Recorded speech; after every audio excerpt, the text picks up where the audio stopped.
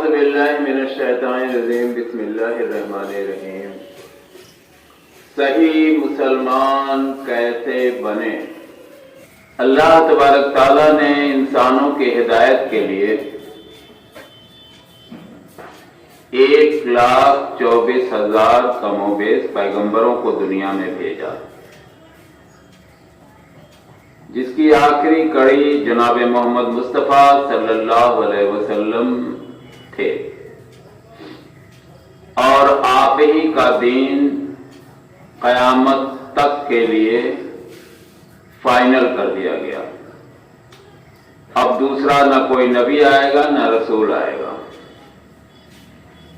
جو بھی انسان دین پر عمل کرنا چاہے اس کے لیے آپ ہی نمونے کے طور پر ہیں، آپ ہی اسپیسیمن کاپی ہیں۔ یعنی اپنی زندگی کو انسان اگر اسلام کے سانچے میں ڈھالنا چاہے تو اللہ کے نبی صلی اللہ علیہ وسلم کی زندگی کا مطالعہ کرے۔ یقیناً آپ کی زندگی کا ہر پل باعث عبرت ہے۔ شریعت کا مکمل نمونہ اگر آپ کو دیکھنا ہو اسلام کی نقطہ نظر سے تو اللہ کے نبی صلی اللہ علیہ وسلم کی ذات مبارک کو دیکھیے۔ یوں تو بچپن سے ہی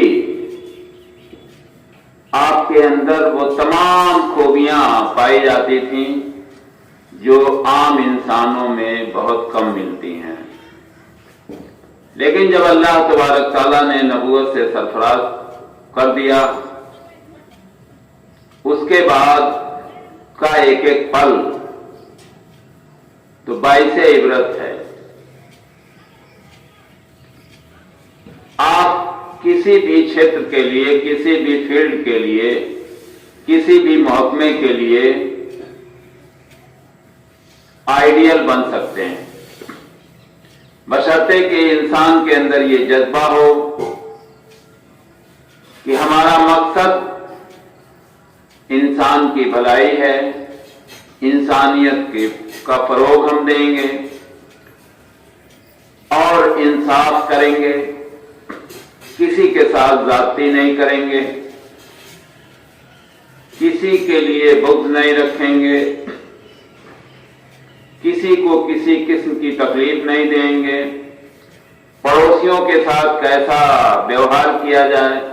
پڑوسیوں کے حقوق کیسے ہوں، ان ساری چیزوں کے لیے آپ کو ڈھنگ سے اللہ کے نبی صلی اللہ علیہ وسلم کی زندگی مبارک کا مطالعہ کرنا پڑے گا، اور یقیناً آپ کو ایسے ایسے معاملات ملیں گے کہ آج کا انسان حیرت میں پڑ جائے گا کہ کاش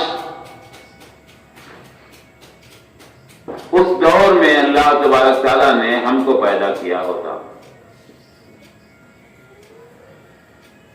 آپ کے ساتھی جن کو اللہ تبارک تعالیٰ نے چن لیا، اس وقت پیدا کیا،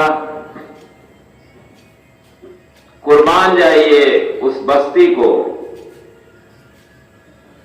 قربان جائیے ان لوگوں پر جس عرب کی بستی نبی صلی اللہ علیہ وسلم کی نبوت کے قبل جنگل راج کی طرح تھی۔ جیسے کہا جاتا ہے نا کہ فلاں جگہ جنگل راج، ہر آدمی ایک دوسرے کو کاٹ کھانے کے لیے بیتاب رہتا تھا، کسی طرح کا کوئی انصاف نہیں تھا، کسی طرح کی کوئی محبت نہیں تھی، کسی طرح کا کوئی اپناپن نہیں تھا۔ جس کی لاٹھی اس کی بھینس والی کہاوت تھی، اور ہمیشہ ایک دوسرے سے بھیڑا کرتے تھے، لڑائیاں ہوتی رہتی تھی۔ لیکن جب اللہ کے نبی صلی اللہ علیہ وسلم کو نبوت حاصل ہو گئی اور جب آپ نے اسلام کا درس دینا شروع کیا تو تمام پریشانیوں کے باوجود جب لوگوں کو دین سمجھنے میں آپ کامیاب ہونے لگے اور لوگوں کو دین سمجھ میں آنے لگا اور دل سے لوگ دین کو سمجھنے کی کوشش کرنے لگے تو اللہ تبارک تعالیٰ نے ان کے دلوں کو پلٹ دیا۔ سارے کے سارے انسان ایک دوسرے سے نفرت اور بغض میں مبتلا تھے، لیکن ان سارے دلوں کو اللہ تبارک تعالیٰ نے محبت میں تبدیل کر دیا۔ آپ کو اس مختصر سے وقت میں ڈیٹیل نہیں بتایا جا سکتا، لیکن آپ چند الفاظ میں، ایک صحابی تھے جو ایمان لانے کے پہلے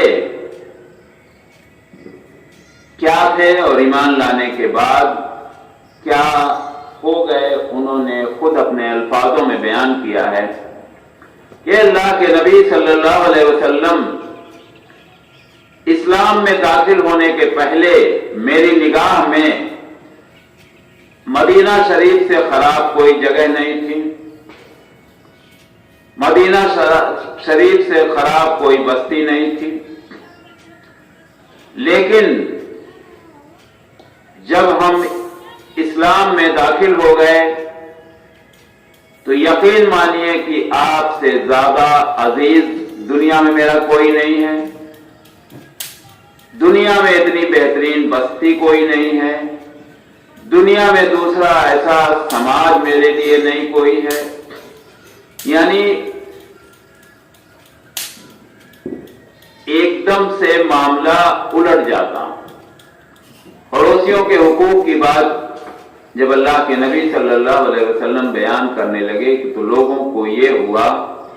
کہ کہیں ایسا نہ ہو کہ پڑوسیوں کو ہمارے جائیداد میں مالک بنا دیا جائے، شیئر ہولڈر بنا دیا جائے، حقدار بنا دیا جائے، سگے بھائیوں کی طرح، بہنوں کی طرح۔ جب مکہ فتح ہوا اور لوگ قیدی بنا لیے گئے تو چونکہ اللہ کے نبی صلی اللہ علیہ وسلم اور صحابہ کرام پر قریش والوں نے اتنا ظلم ڈھایا تھا، اتنا ظلم ڈھایا تھا، ظلم کی انتہا پار کر لی تھی، تو ظاہر سی بات ہے کہ ایسے لوگ جب دوسرے گروہ کے قبضے میں آئیں گے تو ان کے دلوں میں بری طرح سے دہشت طاری تھی کہ اب ہمارے ساتھ کیا معاملہ کیا جائے گا، یقیناً وہی کیا جائے گا جو ہم لوگوں نے ان کے ساتھ کیا۔ لیکن قربان جائیے اللہ کی ذات، اللہ کے نبی صلی اللہ علیہ وسلم کی ذات مبارک پر کہ اللہ کے نبی صلی اللہ علیہ وسلم کا فیصلہ آیا، ان سب کو آزاد کر دو، ان سب کو آزاد کر دو۔ جو اپنی گھڑیاں گن رہے تھے کہ اب نہیں تب ہماری گردن اتار دی جائے گی، اور اس کے بعد اسی اخلاق سے وہ لوگ اتنا متاثر ہوئے کہ سب کے سب اسلام میں داخل ہونا شروع ہو گئے۔ آپ بکریاں چلا رہے تھے، ایک بدو آیا، اس نے کہا اللہ کے نبی صلی اللہ علیہ وسلم آپ کی بکریاں بڑی پیاری ہیں، ہمیں دے دیجیے۔ آپ نے ایک دو نہیں، ساری کی ساری بکریاں دے دی، لے جاؤ۔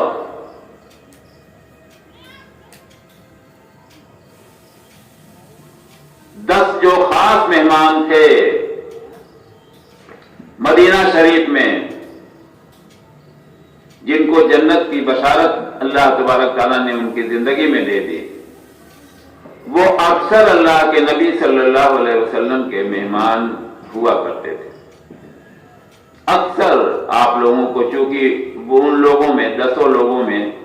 زیادہ تر لوگ غریبوں میں سے تھے، اور اللہ کے نبی صلی اللہ علیہ وسلم اپنے وہاں مہمان کے طور پر بلاتے تھے، اور جو کچھ گھر میں رہتا تھا سب کچھ خوشی خرم پیش کر دیتے تھے۔ آپ کے دروازے پر آپ سے ملنے किसी भी मजहब, किसी भी जात, किसी भी कौम का कोई भी बंदा आ जाता था तो दिलो जान से उसकी खिदमत करते थे, और कोई चीज समझानी होती थी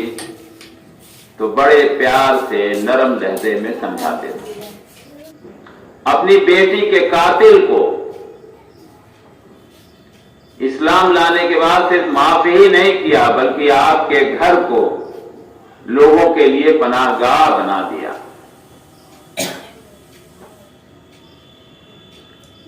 आप तफसीर की किताब जब पढ़ेंगे तो यकीनन आपका दिल रोने पर मजबूर हो जाएगा कि ऐसी शख्सियत की उम्मत और आज कहां भटका दी गई। हमको कभी कुरान के वाक़यात, अल्लाह के नबी सल्लल्लाहु अलैहि वसल्लम की ज़ात मुबारक के वाक़यात, सहाबा किराम के वाक़यात सुनाए ही नहीं गए। हमको बुजुर्गों की मोहब्बत, बुजुर्गों की झूठी कहानियों में ऐसा फिदा कर दिया गया, ऐसा लपेट दिया गया, ऐसी नींद सुला दी गई कि दूसरा कुछ भी हमें कुछ नजर ही नहीं आया। सारा दिन हमने वही समझ लिया और वही सिस्टम आज तक रायज है। हमें पता ही नहीं चला कि अल्लाह तबारक तआला ने किन किन वाक़यात का जिक्र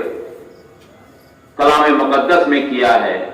किन किन वाक़यात का जिक्र अल्लाह के नबी सल्लल्लाहु अलैहि वसल्लम ने अपनी किताबों में किया है, लोगों ने किया है। बुखारी शरीफ, मुस्लिम शरीफ उठाइए तो वाक़यात की झड़ी लगी हुई जो 100% सच्चे। अल्लाह तबारक तआला से दुआ है कि हम सबको अल्लाह के नबी सल्लल्लाहु अलैहि वसल्लम से सीखने की तौफीक दे, आपके फरमान के हिसाब से अपनी जिंदगी गुजारने की तौफीक दे, जिससे हम सही मुसलमान बन सकें। अस्सलामु अलैकुम व रहमतुल्लाहि व बरकातहू।